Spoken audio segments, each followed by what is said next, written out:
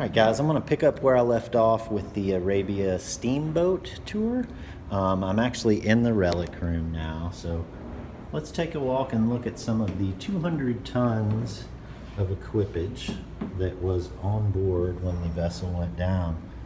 There's so many things to look at here for a relic hunter, and I'm sort of getting limited on time now, but there was amazing glassware, silverware, china. There was Wedgwood china. There was imitation Wedgwood china. Davenport china. Cyprus. Salt dips. All sorts of things you wouldn't necessarily imagine being brought out here to the Wild West. And it's interesting to think of the impression we have of the Wild West as very kind of uncivilized and wild. But they have things like writing pens and bells being brought out to these little settlement frontier towns. Master inkwells, Bibles, boxes of matches, pipes, pipe stems, buckets. We have weights and scales here. A lot of pocket knives, which of course is of interest to me because I find a lot of these. And you can see some of the, see the little shield back here on these back ones. Find a lot like that. Well, these are good things for relic hunters to look at. You can kind of maybe identify some things you found. There's powder flasks, more pocket knives, boot pistols, bed keys. Pretty amazing stuff. There's some mirrors that frontier women would have looked at themselves in. The window here is actually original glass that came from the steamship, and here in person you can see ripples in it. Some neat stuff in here. Some spurs back here. We got more powder flasks, trigger guards for rifles, some lock plates, more boot pistols, some pistol ball molds. Boots were found on board. There's children's boots, rifles, a whole plethora of tools, basically every kind of tool you could imagine. Chisels, pocket levels, wagon wheels, toolboxes, planes, saws, draw knives, hatchets, picks. Just about any tool you would ever need for frontier life they had on board. Dividers. I found a lot of these dividers like they have up here. We'll go over here. They have a general store set up similar to what it would have been here in the 1850s. So this is kind of a neat area to look at. They actually found fully preserved jars of pickles, pie fruit, spice sauces, ketchup, bitters. And the man who discovered this vessel actually said that he opened a jar of the pickles and they were as good as the day they were made. So pretty neat.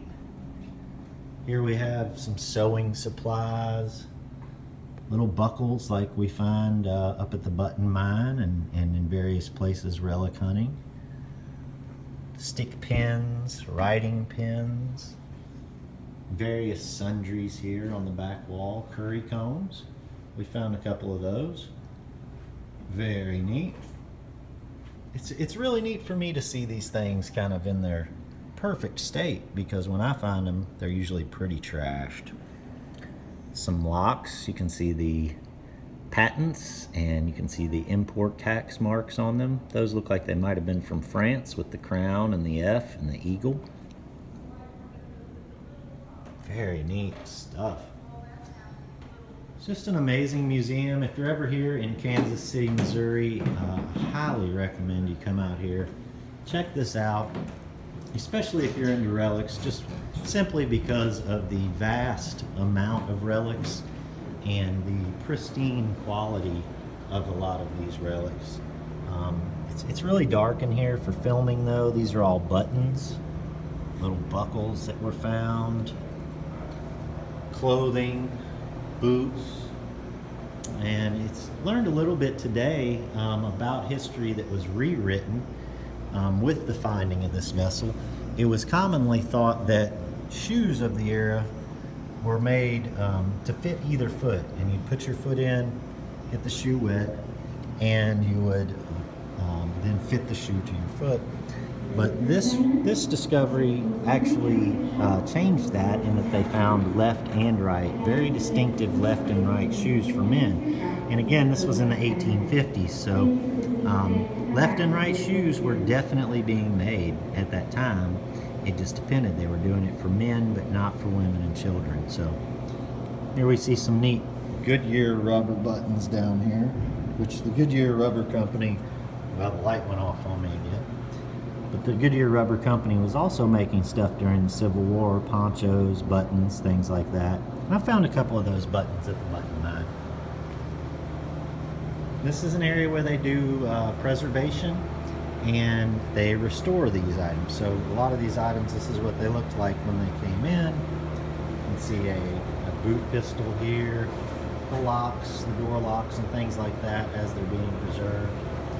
And over here we have some shoes being preserved in the freeze dryer, and that's a pretty neat process that they're doing there.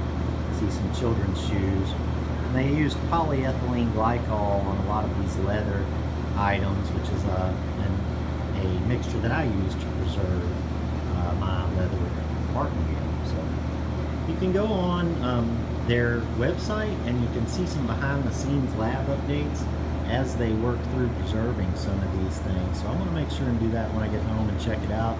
I recommend you guys do as well. Let's go ahead and move around here to this side. Get a few last shots before they throw me out of the museum as they're closing it for the day. But this is really a great museum, and as I said, if you're a relic hunter or interested in relics or history, it's a great place to come and see items in their original state that you might not ever see. There's a big wall here that talks about the discovery. And the last thing we're going to do is we're going to walk up and look at some of the mechanical components of the ship itself. So let's head this way. Here's some of the big boilers, I would imagine. That's what we have here. Huge pieces of machinery. This would have all been hand forged. This is the firebox. They would load this up. They said they used up to 24 cords, I think, of wood a day. So a lot of wood went into keeping this thing burning. Pretty neat display. And this talks about how the energy was transformed. The steam was transformed into energy to power the boat. Shows kind of a diagram. Pretty amazing stuff.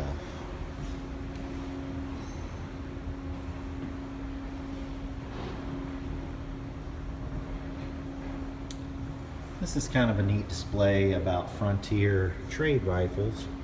And at the time they had already made the conversion to percussion rifles, but the idea for a trade rifle was to trade it to the Native Americans, and you didn't want to give your potential enemy a technology equal to or greater than yours. So instead of trading them percussion rifles, they traded them these flintlock rifles, and they often had big dragons and things on them to make them more attractive to the natives. But pretty amazing. Look at that pile of buffalo skulls. Here we have some receipts. Total fur exports.